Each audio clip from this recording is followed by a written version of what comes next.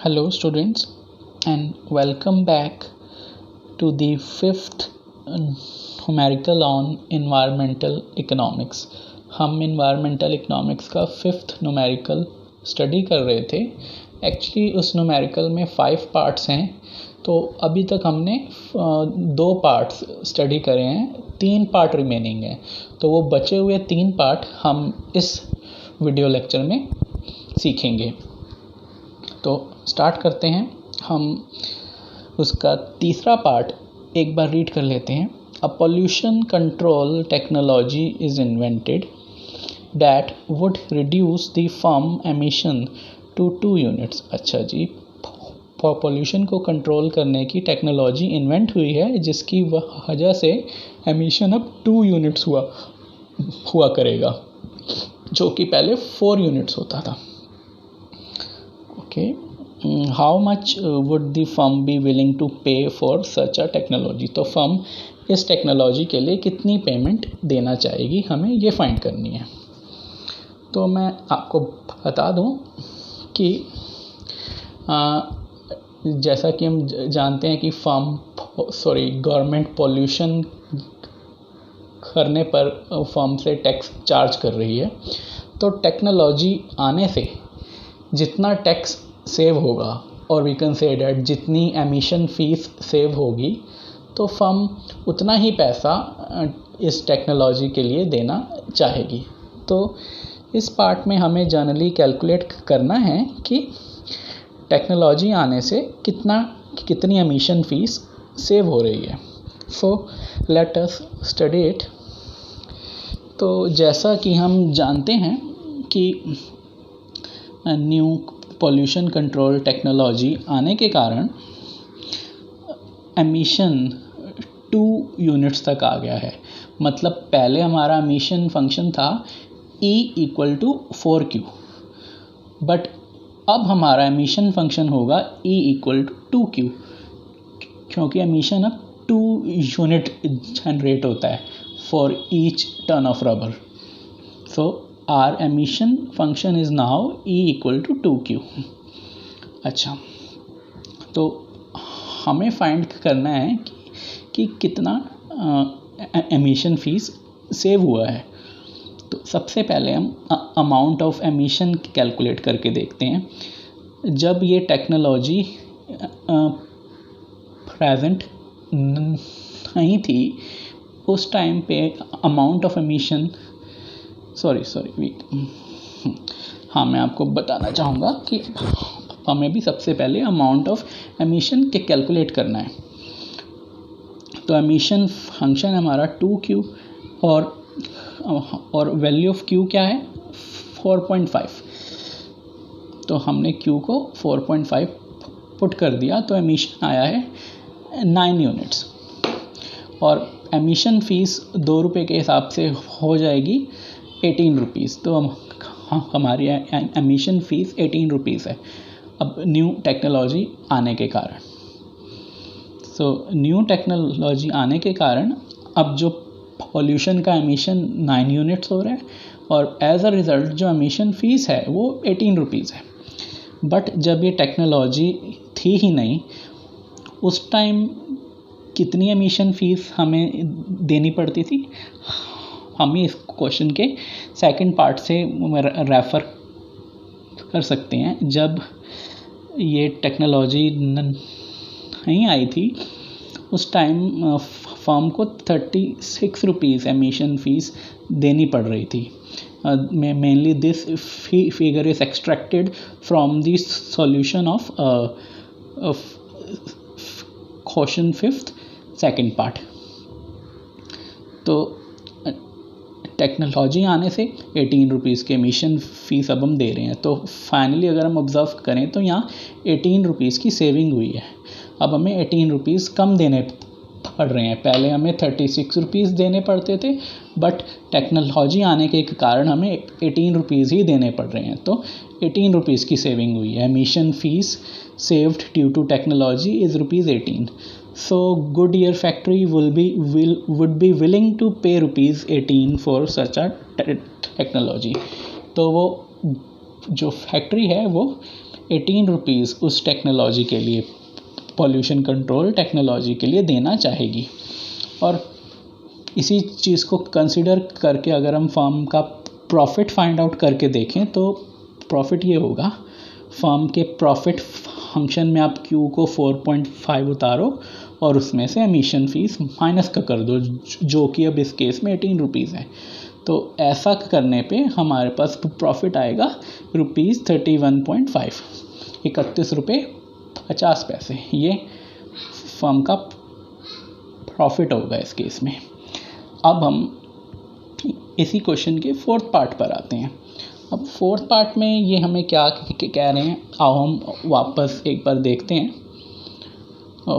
How much the firm is willing to pay if there was no government regulation.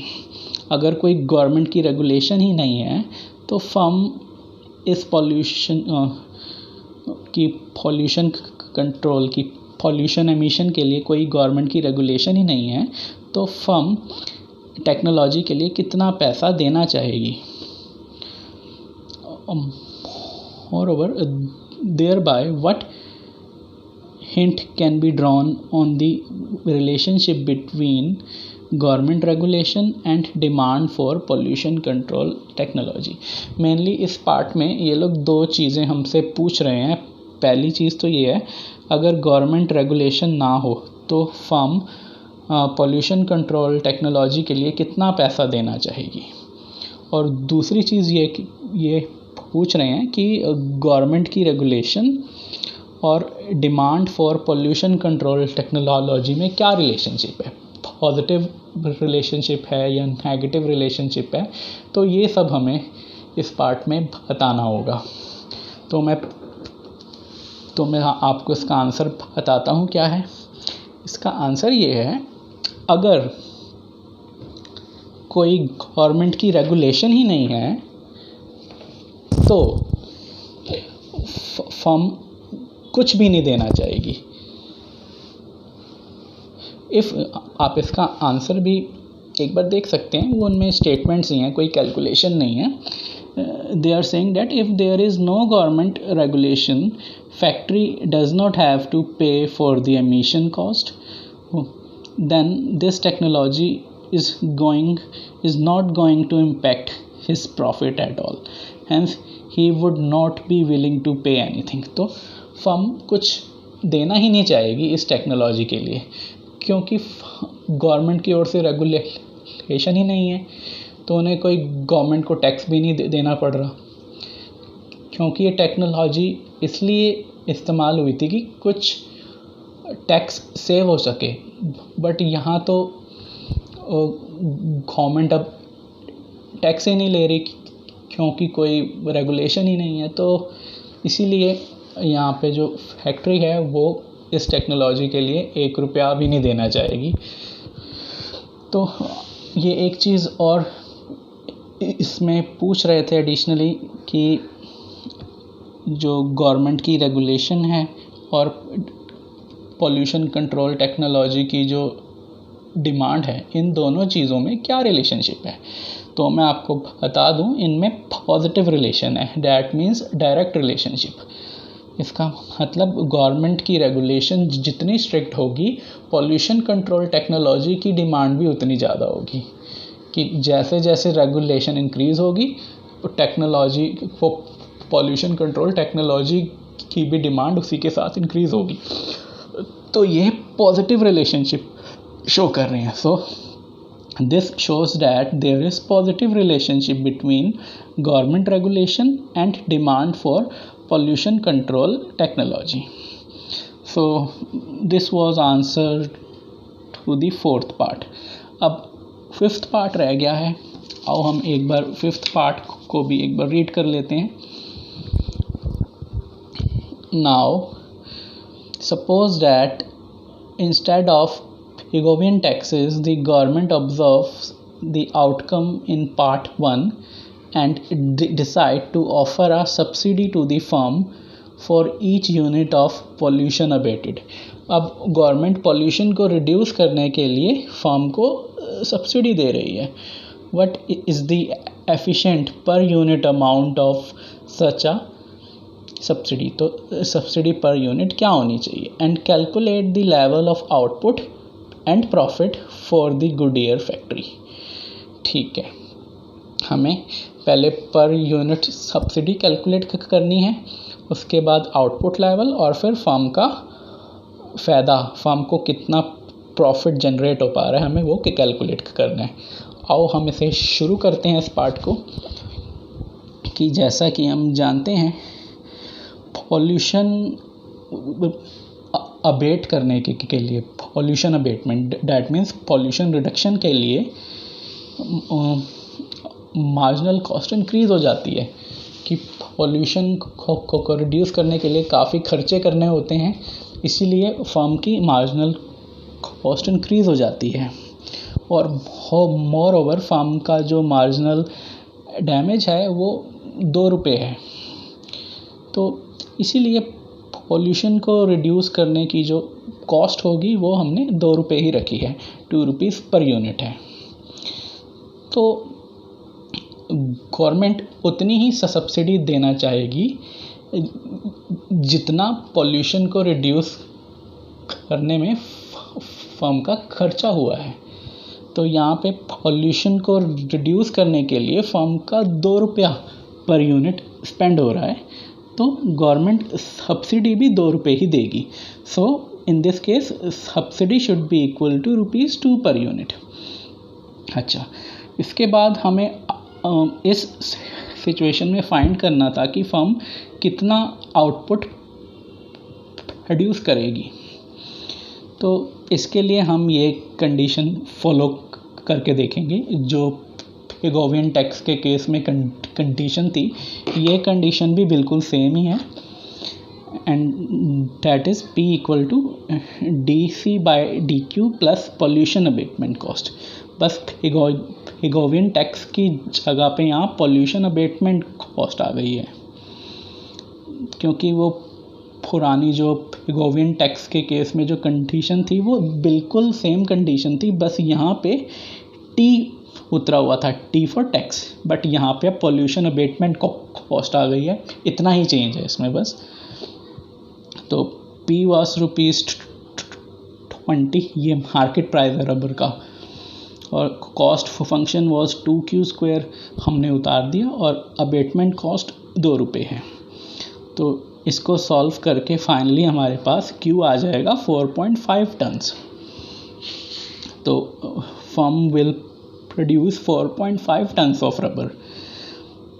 और more over अब हम एक चीज़ और obtain करके देख रहे हैं कि फर्म ने कितना पॉल्यूशन रिड्यूस किया है, और उसी के हिसाब से हमें पता चलेगा कि फर्म को कितनी सब्सिडी रिसीव होगी. तो पॉल्यूशन अबेटेड कि हमने कितना पॉल्यूशन रिड्यूस करा है, उसकी कैलकुलेशन कुछ ऐसे हो रखी है. हमें एमिशन कैलकुलेट करना है 2 वैल्यूज़ पे, एक बार Q इक्वल 5 पे और एक बार Q इक्वल 4.5 पे. तो एमिशन फंक्शन है 4Q, हमने उतार दिया इधर भी और इधर भी. एक बार Q को 5 पुट कर दिया, एक बार Q को 4.5 पुट कर दिया. ये करने के बाद हमारा फाइनल आंसर आया 2 यूनिट्स. तो 2 यूनिट्स ऑफ पॉल्यूशन का रिडक्शन हुआ है.